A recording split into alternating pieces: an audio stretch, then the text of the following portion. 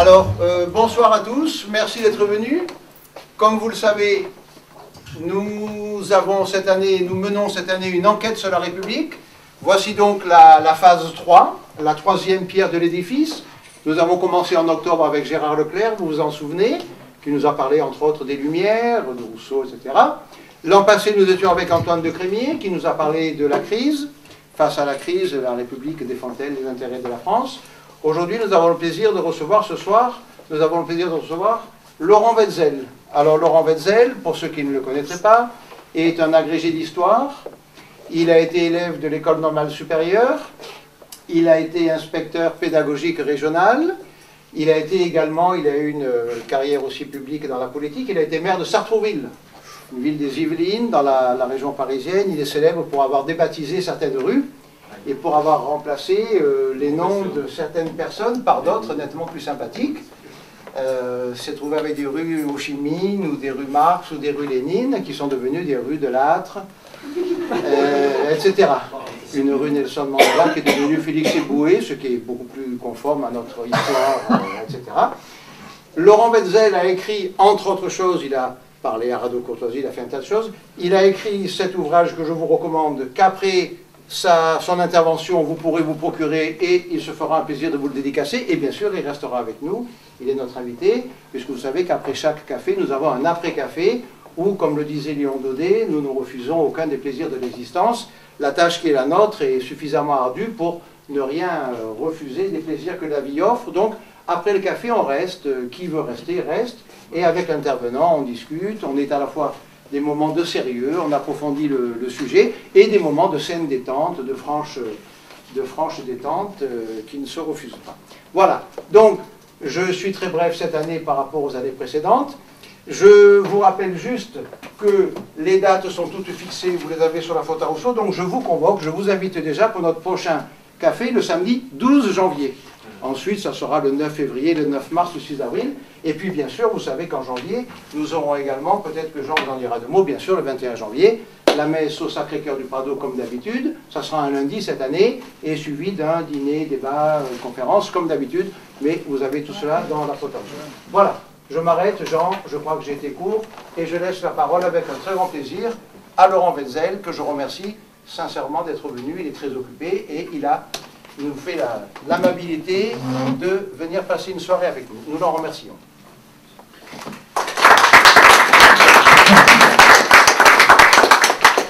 Je vous remercie pour cette présentation, pour cette invitation, pour votre présence.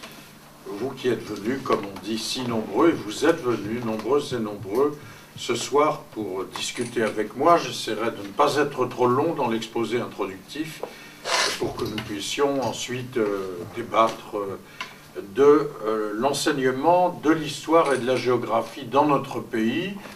L'enseignement dans le primaire, je n'y ai pas enseigné, je n'y ai pas inspecté, mais surtout dans les collèges et dans les lycées, puisque j'ai quand même enseigné une partie de ma vie dans un lycée technique, des collèges de banlieue difficiles, à Mantes-la-Jolie, au Mureau.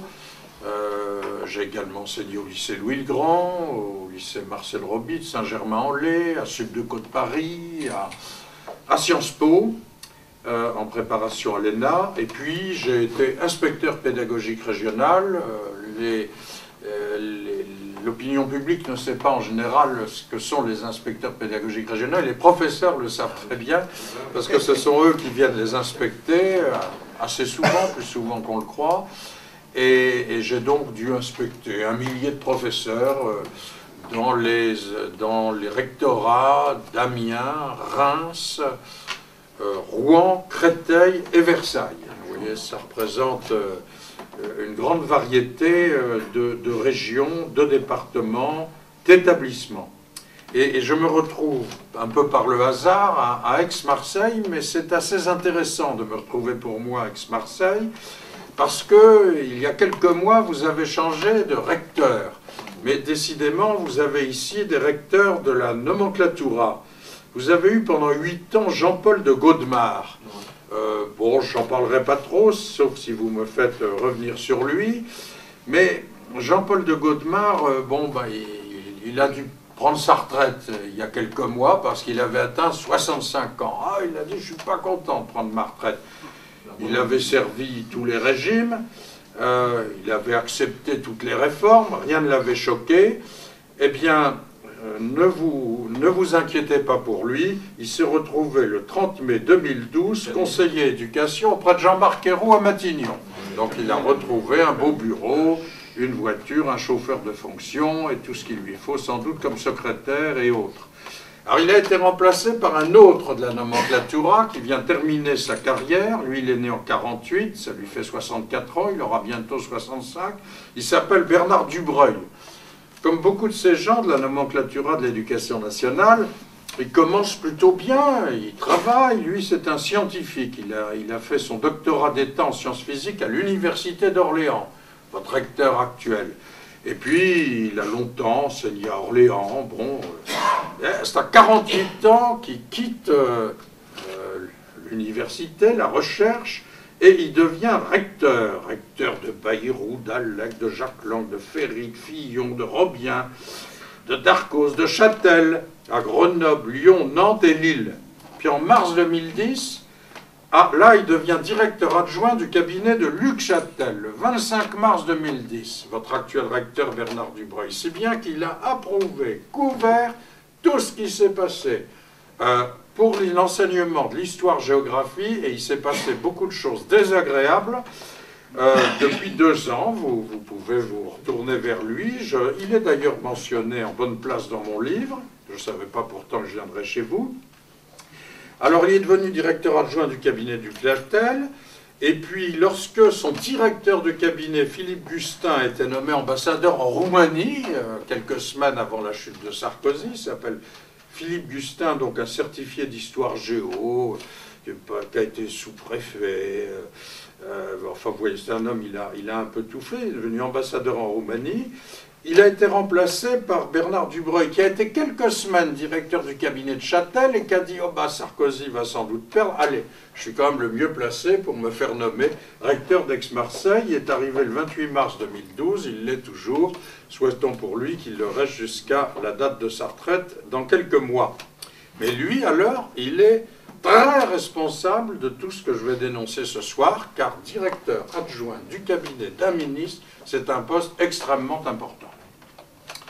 Alors, je suis ensuite assez content de me retrouver aussi à Aix-Marseille, parce que figurez-vous que je déplorais un certain nombre de choses dans mon livre, et en particulier la disparition de l'histoire-géographie comme discipline obligatoire en terminale scientifique. Et je me suis retrouvé en phase avec l'association des professeurs d'histoire-géographie, qui s'est bien battue sur ce sujet, et je la cite de façon élogieuse dans le premier chapitre de mon livre. Mais voilà que j'ai découvert sur Internet qu'il y avait une section régionale de cette association qu'on appelle l'APHG qui me tombait dessus,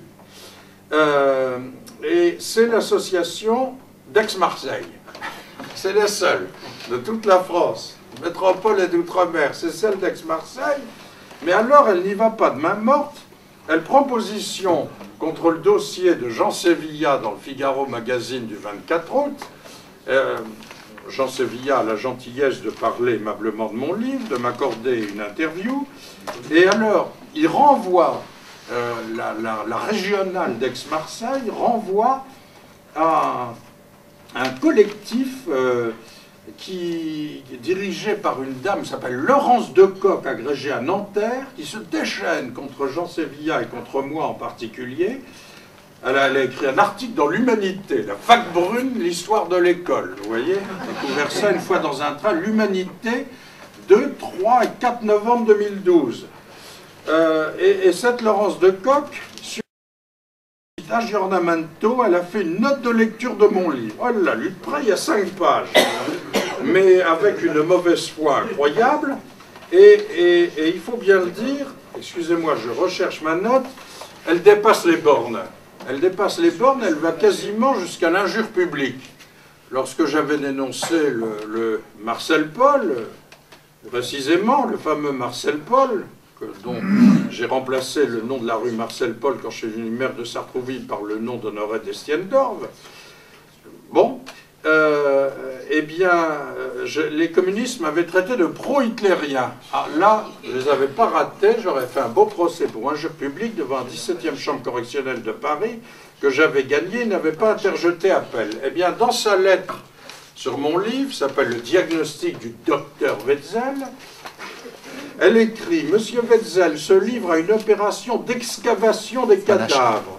Pour ceux qui sont sensibles aux effluves de la vague brune, autant prévenir que la nausée s'invite rapidement à la table, c'est par la tête que le poisson pourri, écrit Laurent Wetzel, certes, et ça empeste. » Et ainsi de suite.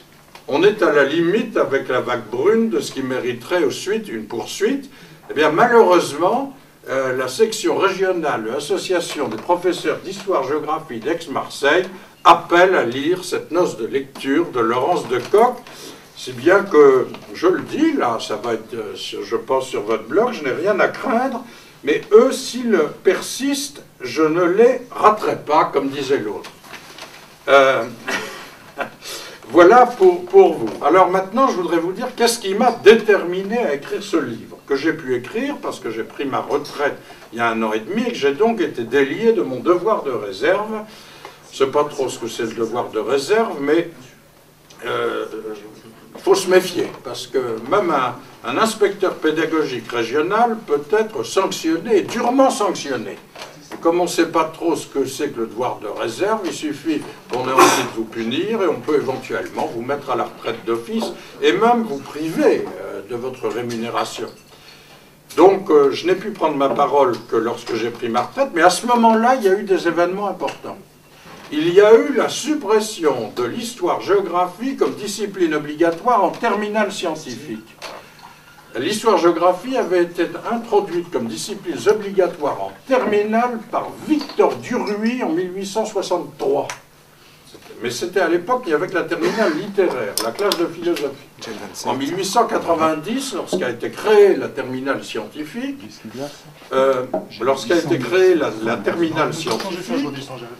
eh bien, l'histoire-géographie ont été également disciplines obligatoires.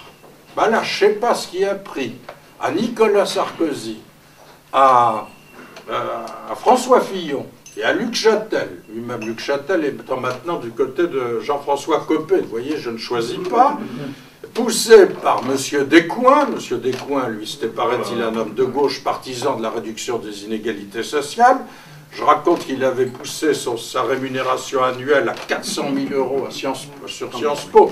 Je me trompais, puisque le rapport récent de la Cour des comptes, c'est 530 000 €, plus son épouse, drôle d'épouse du reste, qu'il avait passé comme directrice adjointe à 150 000 €, sans compter l'appartement de fonction, le chauffeur de fonction, etc., la voiture de fonction. Mais je le répète, partisan de la réduction des inégalités sociales, n'empêche que de son temps, l'écart de rémunération entre le balayeur des Sciences Po et le directeur de Sciences Po s'est singulièrement accru. Tous ces gens-là sont comme ça. Et donc, ils ont supprimé l'histoire-géographie comme discipline obligatoire en terminale scientifique, en maintenant une option de 2 heures. Mais en même temps, ils ont changé les programmes. Et M. Dubreuil, votre recteur, il a complètement participé à ce changement des programmes. Et ça aboutit à quoi? Eh bien, à ce qu'un élève de série scientifique au lycée, même s'il choisit l'option en terminale scientifique, il ne voit plus l'histoire de la France au lycée depuis 1962. 50 ans de l'histoire de France vont lui rester inconnus. Il aura survolé ça à la fin de la 3e. Et deuxièmement, à juste titre, le ministère avait introduit en 2002 dans les programmes de terminale scientifique l'islamisme, l'affirmation de l'islamisme sous ses différentes formes, comme fait majeur, disait le programme, depuis la fin des années 1970. Là, j'approuve. On ne pouvait pas mieux formuler les choses. Je crois que l'affirmation de l'islamisme, ça reste un phénomène important. Ça a disparu des nouveaux programmes.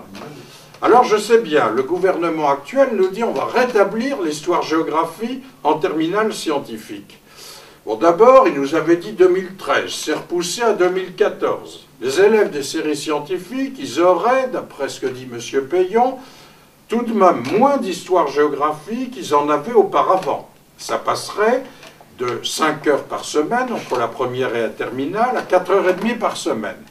Il ne prend pas d'engagement sur les nouveaux programmes, en particulier on ne sait pas si on aura à nouveau l'histoire récente de notre pays. Et alors quant à l'islamisme, oh là là, alors là vous savez ce qu'il en est de l'islamophobie, la stigmatisation de l'islam, puisque ce sont les expressions à la mode. D'ailleurs, Madame Laurence Decoq, approuvée par vos profs d'Aix-Marseille, parle de l'obsession rampante vis-à-vis de l'islamisme. Vous voyez, je manifesterai une obsession rampante vis-à-vis de l'islamisme. Le problème, c'est que tous les dirigeants de nos pays européens, américains et tout, ils ont une obsession, d'ailleurs, qui n'est pas rampante du tout de l'islamisme. Et même pour ça, paraît-il, qu'on a envoyé tant de soldats se battre en Afghanistan. Et que ça a été décidé par messieurs Chirac et Jospin à l'époque. Donc je ne sais pas de quoi je suis accusé là, dans cet article grotesque. Mais ce n'est pas de moi dont il s'agit là, bien sûr, c'est du fond de ces problèmes-là. Alors déjà, il y a eu ça. Et j'en parle assez longuement dans mon premier chapitre. Ensuite, pour la première fois, l'agrégation externe d'histoire, c'est un concours difficile, eh bien, en 2011, il y a eu un sujet très particulier. Il y a un commentaire de texte à l'agrégation, cette fois-ci, ça tombait en histoire médiévale. Donc, on doit commenter un texte d'histoire médiévale. Ça a été raconté un jour dans la presse, c'est tout. On a demandé aux candidats de commenter un texte d'un témoin du Concile de Constance de 1415. Or, ce texte n'a jamais existé, c'est un texte d'imagination écrit par un chanoine de Lille en 1964. Donc on a demandé de commenter un faux, on a demandé ça aux candidats de l'agrégation. Le ministère a mis plusieurs semaines à réagir. Et M. Châtel, le jury, tous ces gens très importants, le directeur général de l'enseignement scolaire, M. Dubreuil, il aurait pu partir du cabinet quand on n'est pas d'accord avec ce qui se passe, on s'en va, c'est pas un drame.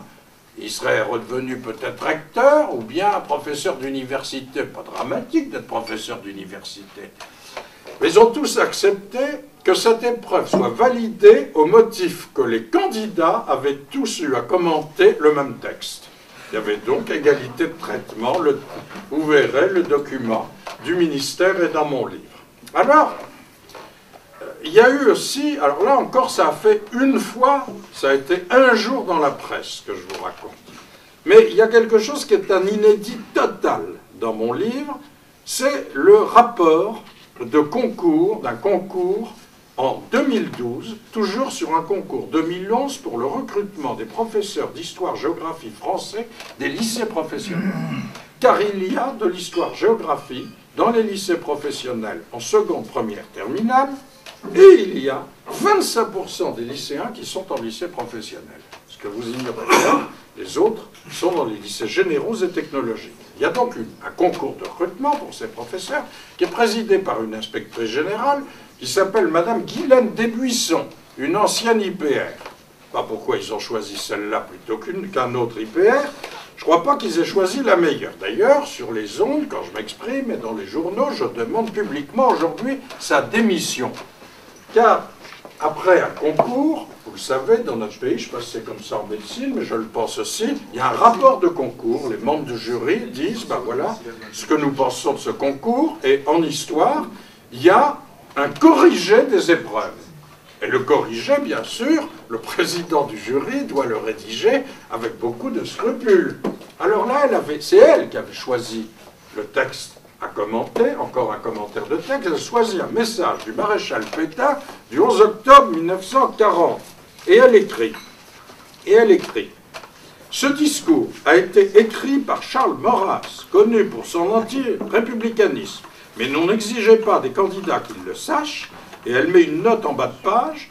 Il a dit, Maurras, que la chute de la Gueuse avait été une divine surprise, la Gueuse étant la Troisième République, il condamnait le régime républicain démocratique en général. Ah, comme je commente, il est heureux que Guylaine Desbuissons n'ait pas exigé des candidats qu'ils le sachent, parce que c'est complètement faux. Philippe Pétain ne s'est rendu, Charles Maurras ne s'est rendu à Vichy pour voir Pétain que 4 ou 5 fois sous l'occupation. C'est en tout cas ce que racontent tous les témoins de l'époque. C'est dans l'histoire de Vichy de Robert Harron et de Georgette Helger, qui n'est pas... On dit Robert Harron, oui, mais il est de droite. Mais Georgette Helger n'est pas spécialement de droite. Elle oublie toujours de dire qu'elle est co-auteure de cette excellente histoire de Vichy. Ah oui, pour avoir écrit que c'était une excellente histoire de Vichy, là, je suis traîné dans la boue aussi par un certain nombre de gens. Pourtant, Robert Harron, il était même à la fin de sa vie de l'Académie française. Je crois que c'est un historien très sérieux. Donc, quand vous lisez n'importe quelle histoire de Vichy, vous apprenez que c'est Gaston Bergerie qui a rédigé le projet du message du maréchal Pétain.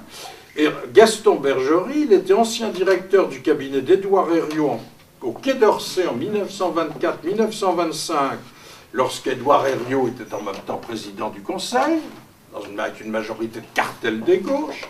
Il a été ancien député, non pas radical, radical c'est pas l'expression exacte, mais républicain, radical et radical socialiste de Seine-et-Oise, ami d'enfance d'Emmanuel Berle, qui lui, c'est vrai, avait rédigé quelques-uns des premiers discours de Pétain, mais ce n'était plus le cas à ce moment-là. Et vous verrez tout ce que j'en dis là. Et ce qui est plus intéressant encore, c'est que l'une des dernières fois que Philippe Pétain a reçu Charles Maurras à Vichy, c'est parce que Charles Maurras voulait critiquer le projet de constitution que Pétain avait voulu promulguer en novembre 1943. Les Allemands avaient empêché la promulgation de ce projet de constitution.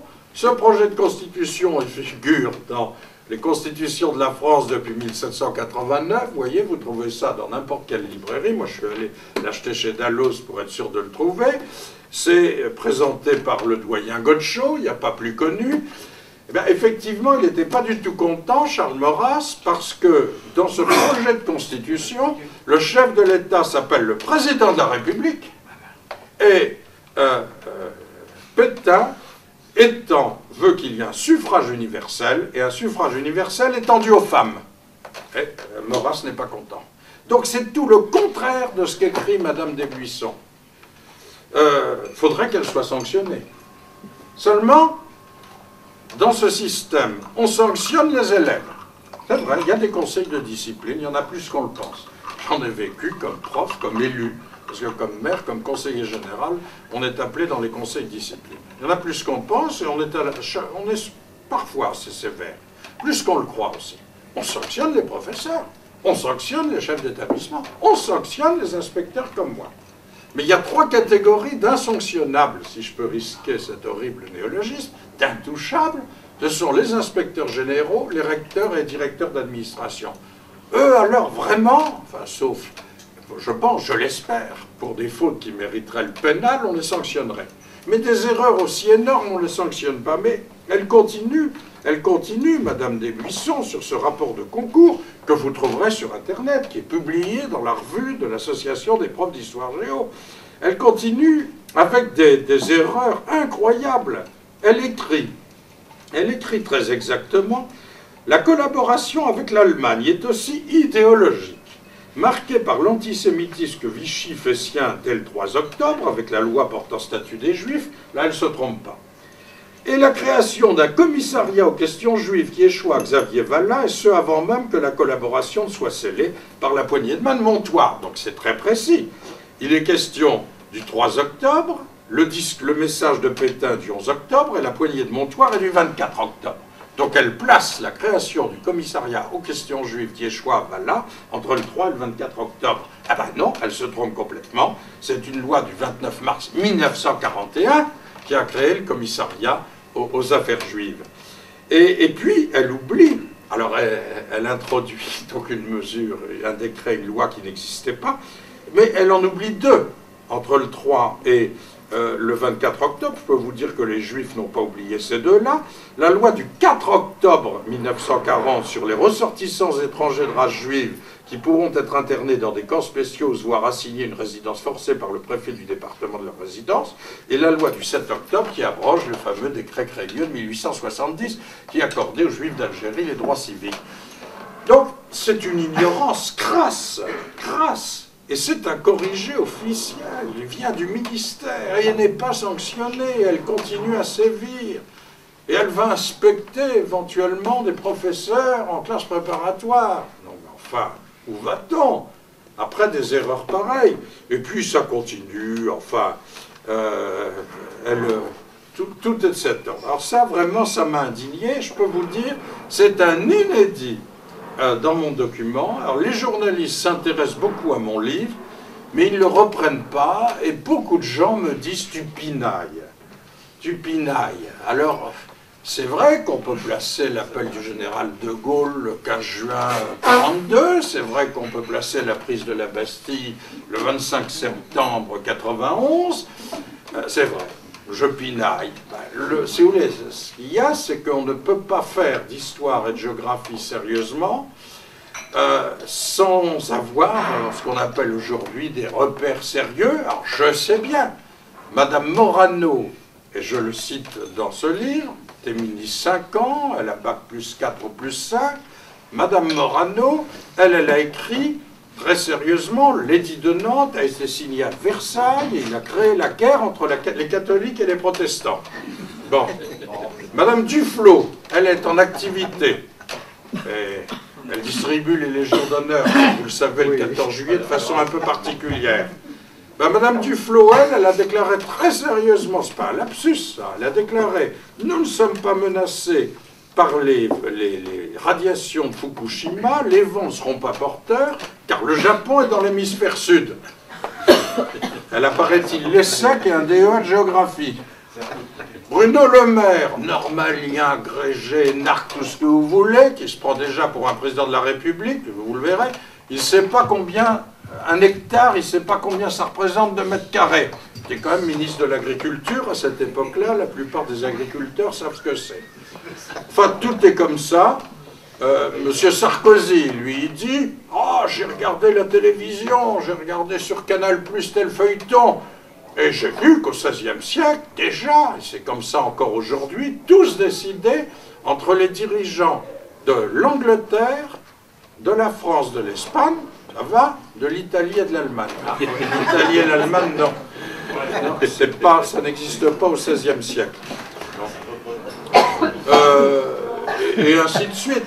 Je sais bien, tout à l'heure, quelqu'un m'a parlé gentiment d'Henri Guénaud. Henri Guénaud a donné une interview à l'Express il y a quelques semaines. Ah, il déclare oui, effectivement, on pourrait créer un rassemblement, comme Charles de Gaulle, il a créé le rassemblement, le RPF, en 1946. Non, il a créé en 1947. Ah, je pinaille toujours. Mais qu'est-ce que vous voulez? Je préfère mettre le RPF en 47, le Japon dans l'hémisphère nord, Nantes à Nantes, Fontainebleau, le dit de Fontainebleau, il a peut-être été signé à Versailles aussi. Enfin, tout ça est tellement compliqué. Alors maintenant, les programmes. Alors, passons aux programmes. Alors, les programmes, il y a des lacunes énormes. En 5e, il y a la Renaissance. Il n'y a plus l'humanisme. Autrefois, on étudiait toujours l'humanisme et la Renaissance. Erasme est passé à la trappe. En 3e, il y a les régimes totalitaires entre les deux guerres mondiales. L'Union soviétique, l'Allemagne nazie, il n'y a pas l'Italie fasciste. La grande crise de 1929, plutôt des années 30, a totalement disparu des programmes de 3e et elle ne fait plus partie des grands événements que les élèves doivent connaître à la fin de la scolarité obligatoire. Tout de même, c'est important. Non, ça a disparu. Et alors il y a un roi, alors il y a beaucoup de gens qui disent Louis XIV, il n'est plus au programme. Si, Louis XIV est au programme, mais à la fin de la 5e. Alors c'est un peu difficile, c'est que le programme de 5e il y a 1 heure d'histoire par semaine, il commence par Mahomet. Alors c'est vrai que de Mahomet à Louis XIV, comme Louis XIV c'est à la fin du programme, les professeurs en général ne terminent pas les programmes, Louis XIV va passer à la trappe. Mais je me dis que des choses exactes, Louis XIV est bien dans les programmes. Mais il y en a un roi de France qui a tout de même régné depuis 50 ans, dans leur fameux siècle des Lumières qu'ils aiment tant. Ah oui, Louis XV, il est inconnu dans les programmes du primaire, du collège et du lycée. Je ne veux pas que j'idolâtre Louis XV, moi je n'ai pas de point de vue sur tout ça, mais je dis quand même, il faudrait que nos élèves sachent qu'il y a eu un roi s'appelant Louis XV. Moi je me rappelle, j'avais Louis Poirier, alias Julien Gracq, comme professeur de 3e d'histoire-géographie au lycée Claude Bernard à Paris. Là, il nous avait parlé longuement de Louis XV. Il m'en est peut-être resté quelque chose. Bon. Alors il n'y a plus aussi qu'une révolution russe en 1917 dans les programmes de 3e. Jusque-là, il y avait 2 révolutions russes. Il y avait celle de février-mars et celle d'octobre. On va se rappeler ça. Il y en a une qui renverse le tsar, celle que Lénine appelle la révolution bourgeoise, et ensuite la révolution prolétarienne bolchevique. Quand même, ah non, il n'y en a plus qu'une, la révolution d'octobre. Dans les nouveaux programmes de première, il y a les États totalitaires au XXe siècle. Ah là, il y a l'Union soviétique, l'Italie fasciste. Elle n'était pas en 3e, elle apparaît en première. Alors, il faut savoir, encore M. Dubreuil, tout ça, hein, directeur adjoint du cabinet de Luc Châtel, il couvre tout ça. Moi, je démissionne dans ces cas. Je sais bien que c'est un physicien. Bon, mais quand même, on pourrait savoir. Il apparaît-il son baccalauréat. Après, il n'a pas passé de concours, il a fait le doctorat. Enfin, je ne veux quand même pas critiquer, il paraît, c'est vrai qu'à la fin de la première année de médecine, c'est comme un concours. J'idolâtre pas les concours, je vous rassure. Moi, quand même, il a son baccalauréat, il pourrait savoir ça. Non, mais alors, attendez, les États totalitaires au XXe siècle en première, il n'y a pas la Chine. La Chine communiste, qui est née en 1949, qui couvre donc la moitié du XXe siècle, c'est pas un État totalitaire. Bon, et bien sûr, il n'y a pas Cuba, il n'y a pas la Corée du Nord, il n'y a pas le Vietnam, vous pensez, il ne faut pas faire dans l'anticommunisme sans doute. Non, il y a des gens qui me disent, mais pourquoi commettent-ils tant d'erreurs? Pourquoi y a-t-il tant de lacunes? Je vous réponds tout simplement, je ne crois même pas qu'il y ait d'arrière-pensée, je ne me livre pas à des interprétations. Je crois que nous avons affaire à des gens largement incultes, et à des gens très médiocres, aussi bien dans le personnel politique que chez les hauts fonctionnaires. Ils ont tué l'histoire-géographie, qui c'est ils? Ce sont d'abord quand même les dirigeants politiques, qui signent finalement les textes, qui désignent les hauts fonctionnaires, et ce sont les hauts fonctionnaires, inspecteurs généraux, recteurs, directeurs d'administration, directeurs de l'administration centrale, qui préparent et appliquent leurs décisions. C'est eux, ils. Alors, tous ces gens-là, ils commettent beaucoup d'erreurs. Il y a ce qu'on appelle les documents d'accompagnement. Les documents d'accompagnement, ils sont officiels. Alors là, par exemple, il y a Voltaire. Ça, je le mentionne parce que Voltaire est présenté comme le chantre de la tolérance, et en particulier de la tolérance religieuse. Ah oui, mais pas de chance. Voltaire était un antisémite effroyable, notoire, tout ce que vous voulez. Léon Poliakov ne cherche pas à être contre le siècle des Lumières. Il a écrit une histoire de l'antisémitisme que je vous recommande, publiée chez Kalman Levy en 1968. Le 3e tome s'appelle, le 3e tome sur l'antisémitisme, de Voltaire à Wagner. Et Voltaire, il en prend environ 15 pages. J'ai relu, pour faire mon bouquin, 3-4 pages sur Voltaire. Je suis allé à l'école normale, j'ai relu toute l'œuvre de Voltaire. Oui, c'est très sérieux, j'ai éliminé 99% des citations anti-juives, j'ai gardé ce qui me semblait le plus fort. Ah, mais oui, ça ne les gêne pas. Et toute la promotion Voltaire, ça ne l'a pas gêné du tout. C'est-à-dire, alors là, je les cite, ah oui. Alors là, quand même, la promotion, parce qu'il faut bien voir que j'ai des camarades à l'ENA, quand on donne le nom à une promotion, à l'ENA, il n'y a pas un vote à bulletin secret. Mais on se met d'accord, il faut qu'il y ait une espèce d'unanimité, il ne faut pas qu'il y ait une objection majeure. L'antisémitisme de Voltaire, Ils sortent en 80, cette promotion, donc ils ont donné le nom en 78. Ça fait 10 ans que le livre de Poliakov est sorti. Aucun ne le connaît. Aucun. Et dans cette promotion, il y a Frédéric Bredin, Renaud d'Hautvieux de Vabre, ministre de la Culture de l'UMP, Dominique Galouzeau de Villepin, je les prends tels qu'ils sont dans l'annuaire de l'ENA, et sa sœur Véronique, qui a épousé un général d'aviation, formé à Salon à côté, François Hollande, Jean-Pierre Jouyet, Henri Delacroix de Castres, le président d'AXA, Stanislas Lefebvre de La Boulay, avec le nom qu'il porte, j'ai rien contre. Ma femme fait partie aussi de l'aristocratie, il a été évidemment ambassadeur. Pierre-René Lemas, préfet, actuel secrétaire général de l'Élysée. Marie Ségolène Royal, c'est son prénom d'énarque. Michel Sapin, mes camarades normaliens. Et tellement d'autres, puisque celui qu'on vient de nommer pour être l'administrateur provisoire de Sciences Po, c'est un conseiller d'État de la promotion Hollande. Donc ces gens-là, je pense que s'ils avaient connu l'antisémitisme de Voltaire, ils n'auraient pas donné le nom de Voltaire à leur promotion. Alors je sais bien, c'est la faute à Rousseau, ils avaient donné le nom de Rousseau à la promotion. Mais ne vous en faites pas, il y a 3-4 ans, des énarques ont donné le nom de Rousseau à une promotion de l'ENA. Donc maintenant, il y a bien aussi une promotion Rousseau. Mais vous savez, au début des années 50, ils ont donné le nom de Giraudoux à leur promotion. Giraudoux, c'est un de mes vieux ancêtres à l'école normale. Vous l'aimez peut-être, Jean Giraudoux. Eh bien, il a écrit un livre en 1939, Plein pouvoir. Il dit dans ce livre, chez Gallimard, qu'il approuve, on n'est pas occupé à cette époque, il approuve la politique raciale d'Hitler et il préconise la création d'un ministère de la race. Donc, à l'ENA, j'ai beaucoup d'amis énarques, il y en a qui sont cultivés. Il y a la culture, il y a aussi le conformisme. Hein. Il paraît même que la présidente du jury s'indigne du conformisme des candidats à l'ENA. Elle y est peut-être aussi avec d'autres pour quelque chose.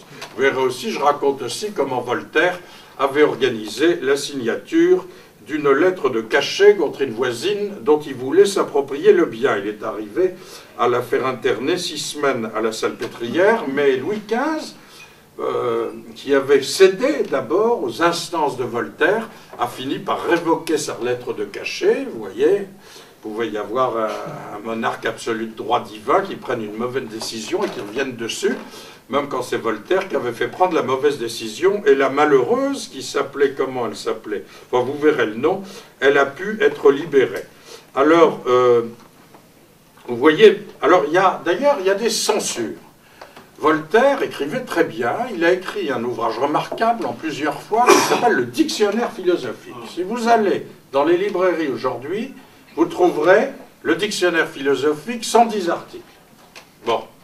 En réalité, le vrai dictionnaire philosophique de Voltaire, édité par Condorcet, quand même un homme inattaquable, Condorcet, pour les révolutionnaires, eh bien, même s'il a été décapité et tout, eh bien, il y a plus de 600 articles. Et il y a un article qui s'appelle « Juif ». C'est le plus long des articles du dictionnaire philosophique. Il ne figure dans aucune des versions du dictionnaire philosophique que vous trouverez en librairie aujourd'hui. Il est censuré par les éditeurs. Par un coup de chance, j'ai réussi à me procurer pour 20 € chez un libraire d'occasion l'intégrale de ce dictionnaire, mais je m'étais d'abord tapé les 600 articles à la bibliothèque de l'école normale. Et je vous écris, je vous lis. Il résulte de ce tableau raccourci, écrit Voltaire, que les Hébreux ont presque toujours été ou errants, ou brigands, ou esclaves, ou séditieux. Ils sont encore vagabonds aujourd'hui sur la terre et en horreur aux hommes, assurant que le ciel et la terre et tous les hommes ont été créés pour eux seuls. Vous ne trouverez en eux qu'un peuple ignorant et barbare qui joint depuis longtemps la plus sordide avarice, à la plus détestable superstition et à la plus invincible haine pour tous les peuples qui les tolèrent et qui les enrichissent. Il ne faut pas pour autant les brûler. Et l'article se termine par cette adresse aux Juifs. Vous êtes des animaux calculants, tâchez d'être des animaux pensants. À quoi Isaac Pinto, un juif portugais, répondra dans une lettre magnifique à Voltaire, ce n'est pas tout de ne pas brûler les gens, on brûle avec la plume, Et ce feu est d'autant plus cruel que son effet passe aux générations futures. Que doit-on attendre du vulgaire, aveugle et féroce quand il s'agit de sévir contre une nation déjà si malheureuse, si ces horribles préjugés se trouvent autorisés par le plus grand génie du siècle le plus éclairé? Mais ça ne choque personne, et je dois vous dire, quand même, je vais le révéler ici, que c'est parce que j'ai parlé de l'antisémitisme de Voltaire et du livre de Poliakov que le recteur de Versailles, Alain Boissineau, m'a menacé de sanctions disciplinaires, c'est-à-dire éventuellement, je vous le dis ici, de perdre même, non seulement d'être mis à la retraite, mais de perdre ma retraite. Voilà où on en est. On ne peut pas citer Léon Poliakov, fondateur du Centre de documentation juive contemporaine et délégué de la France au tribunal de Nuremberg. Mais au procès de Nuremberg, ils en rendent compte d'un document d'accompagnement signé par les plus hautes autorités du ministère. Ils ne sont même pas capables de rendre compte convenablement des sentences du procès de Nuremberg, tout ou presque faux, dans les documents d'accompagnement fournis par les instances dirigeantes aux professeurs. À tout ça, accompagné, comme je l'ai mis, d'un charabia extravagant, d'un jargon délirant, d'un galimatia ahurissant. Alors là, je ne sais pas quoi vous lire, parce que Philippe Meyer, que je ne connais pas, on m'a dit, tiens, il a parlé de ton livre ce matin sur France Culture à 8h moins 5. Bon, un sociologue, journaliste, je ne crois pas que ce soit spécialement à droite, il a cité mon livre et le charabia. Alors le charabia, je prends l'éducation civique en 5e. Il est nécessaire, dit-on, professeur, de décortiquer le concept. Il est important de faire prendre conscience aux élèves du processus de réflexion par des pauses de métacognition. Par le biais du droit et de la conceptualisation, les élèves pourront mettre en tension le particulier et l'universel. La démarche inductive, est-il dit, pour l'histoire, en 5e, induit un décentrage du discours en classe et une prise en compte réelle de l'apprenant, il n'y a plus d'élèves, il n'y a plus que des apprenants, donner du sens, en italique, c'est avoir la capacité de repérer les synchronies, un repère chronologique permet de se situer dans la diachronie. Pour la géographie en 5e, il faut éviter les dérives de la géographie nomothétique ou modélisatrice, etc., etc. Il y a 10 pages sur le jargon. J'ai oublié de vous dire que en terminale, pour les élèves des séries scientifiques au lycée en géographie, ils n'étudieront plus ces élèves-là, ni les États-Unis, ni le Japon, ni la Chine. Ils n'auront vu les 3 premières puissances mondiales rapidement qu'en 4e. Ils ne les auront pas revus comme autrefois au lycée. Mais vous voyez, au lycée et en 5e et en seconde, on ne vous parle que du développement durable, ce qui ennuie prodigieusement les élèves, et pas autant d'ailleurs que les professeurs, qui eux-mêmes ne comprennent rien, développement durable, mais en seconde, on ne fait plus de géographie physique. Alors les élèves ne connaissent plus les marées, les saisons, les climats, les tremblements de terre. Et les professeurs, les malheureux, quand ils parlent d'un climat, c'est en général, vous voyez, à Marseille, il fait chaud. Eh ben, ou bien à Tamanrasset, il fait chaud. Seulement parfois à minuit, il ne fait pas chaud. Dans certaines saisons, il ne fait pas chaud. Qu'est-ce que ça veut dire faire chaud ou faire froid? On en est là en géographie physique. Le climat méditerranéen, n'en parlons pas. Plus personne ne sait ce que c'est. Plus personne ne sait où il y a des climats méditerranéens dans le monde. Monsieur Dubreuil, votre recteur, eh bien, malheureusement, il a couvert toutes ces décisions, et je le dis, il va rester tranquillement ici. Le jargon en question, alors, monsieur Dubreuil, on lui a donné une mission. Il est dans le champ plein, il est recteur de Nord-Poc, et en 2003, Luc Ferry, qui est une espèce d'idole à droite pour ceux qui lisent Le Figaro, mais qui a tout couvert, il lui confie une mission sur la nouvelle professionnalité des IAIPR, c'est-à-dire des gens de mon corps. J'ai cherché encore hier dans le petit Robert de la langue française, le mot professionnalité n'existe pas. J'ai noté profession, professionnalisation, professionnalisme, professionnel, professionnellement. Mais professionnalité n'existe pas. Mais ça ne serait pas un vrai rapport s'il n'y avait pas des mots pareils.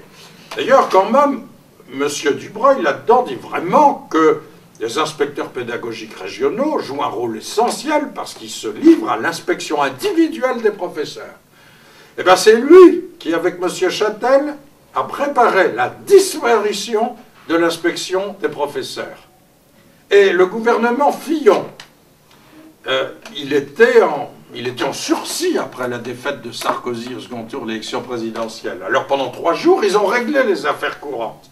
Mais le 8 mai, Fillon, Châtel, Guéant et les autres, Pécresse, Panchard, ils ont signé un décret que tous les professeurs refusaient, pas les inspecteurs. À la limite, on n'en recruterait plus les inspecteurs en place, on leur trouverait bien du travail jusqu'à la retraite. Tous les professeurs refusaient la suppression de l'inspection.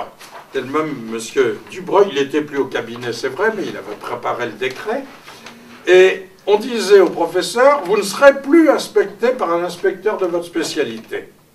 Vous aurez, tous les 3 ans, vous procéderez à votre, c'est dans le décret, auto-évaluation. Et vous passerez ensuite devant votre chef d'établissement.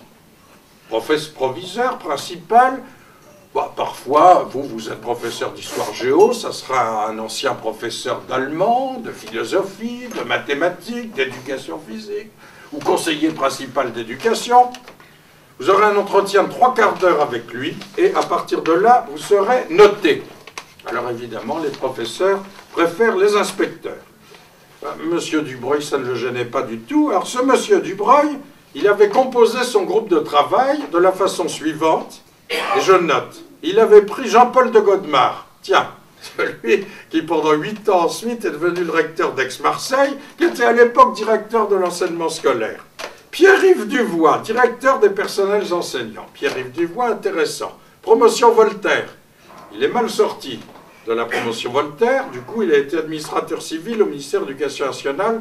C'est les postes qui restent pour ceux qui sortent mal de l'ENA. Alors après, M. Duvois, il est entré au cabinet de Chevènement. Il a misé les socialistes. Et il est devenu secrétaire général du ministère sous la droite. Ah, il n'avait pas eu un grand corps à la sortie de l'ENA. Qui lui a donné le poste de conseiller maître à la Cour des comptes en 2011? En Conseil des ministres. Fillon, Sarkozy et Châtel. Bah aujourd'hui, il est directeur du cabinet de Vincent Payon. Et il était dans la commission Dubreuil sur la nouvelle professionnalité, etc. Et puis qui vous trouvez? Madame Marie-Martine Boissineau, chargée de mission. Je ne sais pas ce qu'elle fait dans la vie, mais elle est la seconde épouse d'Alain Boissineau. Alain Boissineau est à l'époque directeur du cabinet de Luc Ferry, celui qui a donné la mission. Et Alain Boissineau, il est depuis 8 ans le recteur de l'Académie de Versailles, et il nous a réunis peu de temps avant mon départ à la retraite, et il a fait applaudir, il a fait ovationner un professeur de neurosciences humaines ou je ne sais pas quoi, à Montpellier, et je l'ai, oui, comment il s'appelait? Je l'ai d'ailleurs appelé dans mon livre, Alain Boissineau, un recteur dopaminergique, parce qu'il nous faisait passer, il nous a fait venir de Montpellier un monsieur Daniel Favre, oui, docteur en neurosciences et professeur en sciences de l'éducation à l'IUFM de Montpellier, qui a commencé par faire la publicité de son dernier livre. Le dernier livre, c'était « Cessons de démotiver les élèves, 18 clés pour favoriser l'apprentissage ». Je vous donne certaines clés. Inviter un pilote sujet à s'installer dans la cabine de pilotage, tel quel, pour les professeurs. Décontaminer les pratiques pédagogiques, 2 points, l'erreur n'est pas une faute, c'est une information. Enfin, contre la motivation d'addiction, 2 points, sans affaiblir autrui et pratiquer l'empathie, tel quel. Et finalement, il nous présente l'équivalent d'une diapositive avec la légende suivante. C'est la fin de l'exposé de M. Favre. M. Boissineau est là, ancien directeur de cabinet de Ferry, qui avait casé sa seconde épouse dans la commission Dubreuil, qui vient d'être reconduit par Payon comme recteur de Versailles, et Payon en fait le conserve. Bon, et voilà ce qui était inscrit sous la diapositive. J'ai pu, parce que j'ai pas eu à noter, on nous envoyait tout ça par Internet ensuite. Donc tout ce que je vous dis, tout est prouvé. Il y a 30 kilos de documentation derrière ce livre.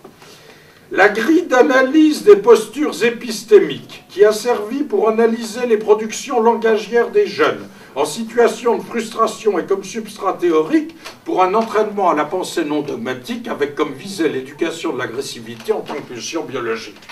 Voilà, à ce moment-là, c'est la fin de l'exposé et Boissineau fait ovationner M. Fabre, le docteur en neurosciences, qui nous a insisté sur le rôle fondamental de la dopamine. J'ai failli le questionner aussi sur la noradrénaline, la sérotonine et la mélatonine. Enfin, je pense que là, c'était un peu difficile pour lui, les synapses, tout ça. Mais c'est pour ça que je l'appelle un recteur dopaminergique. Vous voyez, M. Boissineau, et c'est M. Boissineau qui a fait imprimer aussi, dans son centre régional de documentation pédagogique, les 10 pages de jargon sur 150 pages ou 200 pages que je relate dans mon livre. C'est lui aussi qui a fait imprimer le Voltaire, parangon de la tolérance religieuse. D'ailleurs, quand je lui ai dit, mais Monsieur Boissineau, je lui ai dit, vous ne connaissez pas le livre de Monsieur Poliakov? Il me dit, mais vous me croyez que je suis inculte? Oui, mais oui, je lui ai dit tout à fait. Bien sûr, puisqu'il me menaçait de sanctions disciplinaires, puisque j'avais cité le livre de Poliakov. Après, il me dit, vous me croyez inculte? Je suis bien obligé de conclure. Bon, alors sur toutes les erreurs et tout, je pourrais continuer longtemps. Alors maintenant, comment ces gens-là sont-ils nommés? Ils ne sont pas très nombreux. C'est une espèce de camarilla qui a mis la main sur les hautes instances du ministère et qui vont sans arrêt d'un rectorat à la direction générale de l'enseignement scolaire et tout. Alors, ces gens-là, ils ont d'abord un beau salaire. Les recteurs gagnent 8 à 9 000 euros par mois. Oui, par mois. Vous me direz, c'est pas tant que ça. Quand même, un certifié débutant, c'est autour de 1 700 euros par mois. Les recteurs, ils ont une prime annuelle qui dépasse souvent 22 000 euros, c'est-à-dire le salaire annuel d'un certifié. Ils ont hôtel particulier de fonction. J'avais un de mes camarades normaliens, son hôtel particulier de fonction, pour lui et sa femme, faisait 1200 mètres carrés. Un autre recteur, il avait jardinier et cuisinier de fonction. Alors, ils sont couverts de décorations. Hein. La boutonnière craque. D'ailleurs, l'un des leurs, Alain Morvan, qui a été recteur 13 ans, qui connaît bien le milieu, mais il n'a pas été content parce qu'il a été évincé et considéré qu'il n'aurait pas dû l'être. Alors, comme on dit, il a craché dans la soupe. Et alors, lui, il dit la chose suivante, je mets le recteur Alain Morvan parle non sans drôlerie de ses considérations, je le cite, carrière, vie matérielle et boutonnière, c'est-à-dire qu'il faut toujours additionner Légion d'honneur, Ordre national du mérite et palmes académiques, qui portent certains de ses collègues hauts fonctionnaires aux limites extrêmes de l'épectase. L'épectase peut être soit une poussée philosophique, soit une tension orgasmique, qui conduit à la mort, comme pour Félix Faure. Et paraît-il pour un cardinal, bon, mais je n'insisterai pas, je ne dirai pas quelque chose de méchant sur lui, mais c'est à ce moment-là que l'épectase a pris un sens très particulier, mais il paraît qu'il allait faire un peu d'évangélisation auprès de dames de petite vertu. Vous voyez peut-être, c'est quelque chose qui est arrivé il y a une quarantaine d'années. Mais c'est vrai que ça les met dans un état second. Alors ce sont des gens qui, à 20 ans, 25 ans, ils travaillaient bien, ils passaient des concours difficiles,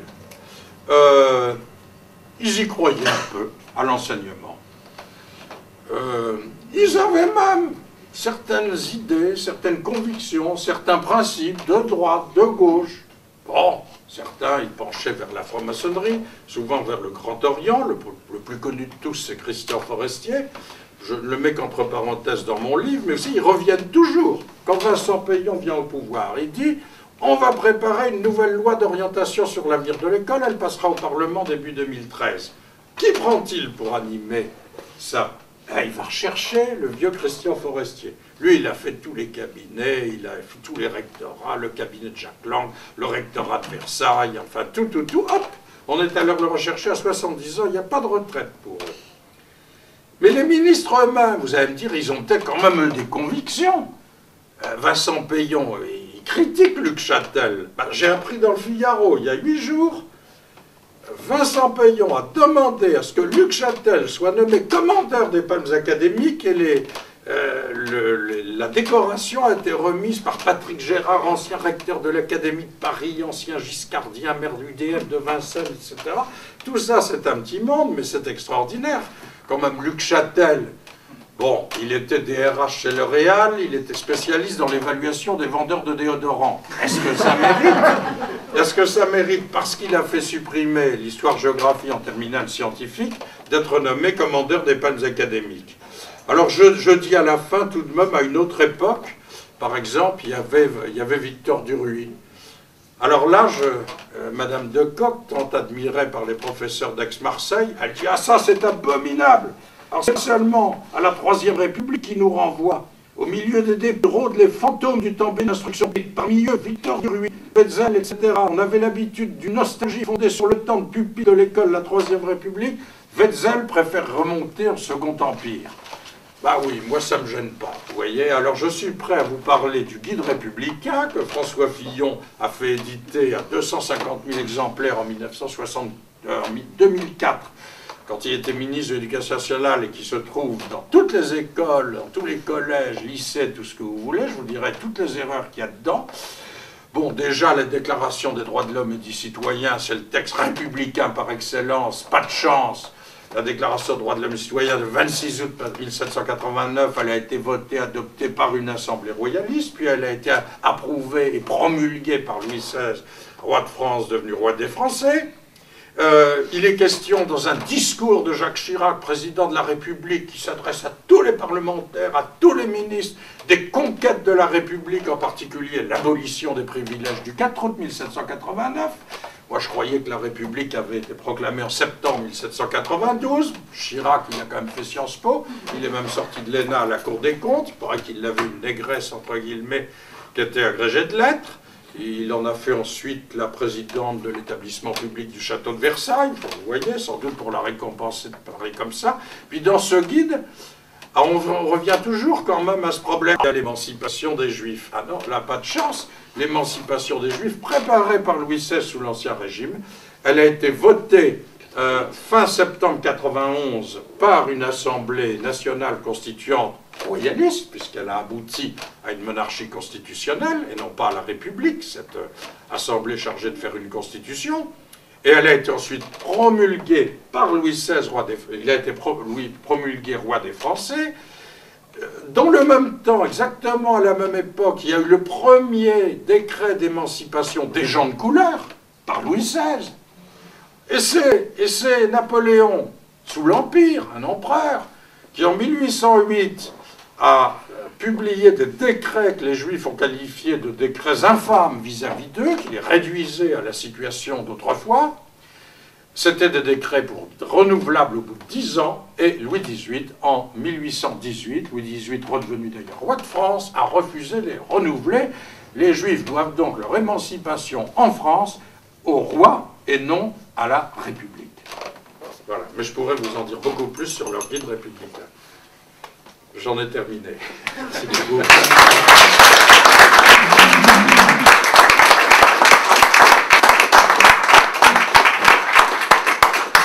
Bien, eh bien, bravo et merci, à la fois pour votre dynamisme et votre humour. Je sais que vous aimeriez qu'on vous pose des questions. Les questions, s'il vous plaît, vous les posez très courtes, bien précises, bien claires. Et puis, quand on vous a répondu, s'il vous plaît, vous laissez parler une autre personne. Je dirais juste pour ma part quelque chose qui m'était venu en vous écoutant. Avec mon frère, on a entendu un jour à la radio une journaliste disant que les Antilles faisaient partie de la République française depuis le XVIe siècle. C'est pas mal non plus. Non, c'est pas mal. Pas mal non plus. Alors, qui lance la première question? Jean-Louis. Il n'y a pas de micro, on est désolé. Professeur, à côté des castes de seigneurs dont vous nous avez parlé, vous nous avez absolument pas parlé des syndicats.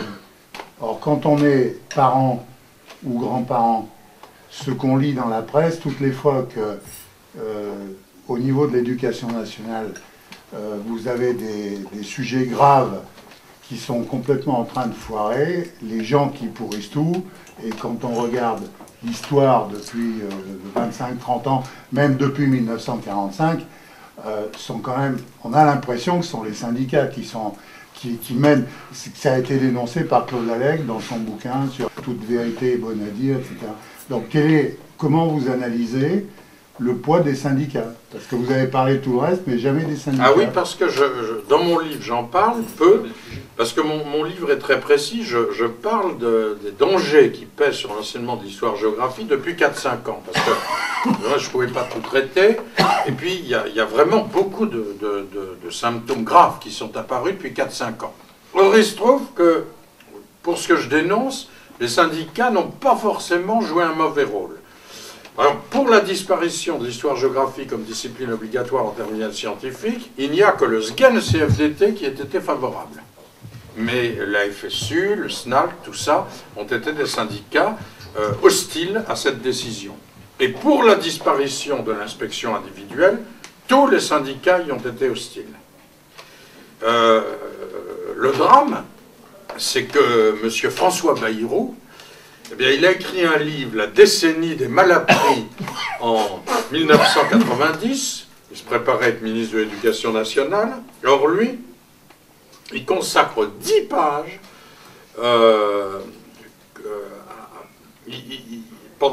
sur 10 pages, il dénigre l'inspection des professeurs. Il dit que c'est une démarche infantilisante, et il dit ça dans tous les sens, ça n'a aucun sens. Les syndicats ne le pensent pas. Si les professeurs ne sont plus inspectés, je crois que c'est une véritable catastrophe. De ce côté-là, les syndicats n'ont pas cédé à la démagogie ambiante.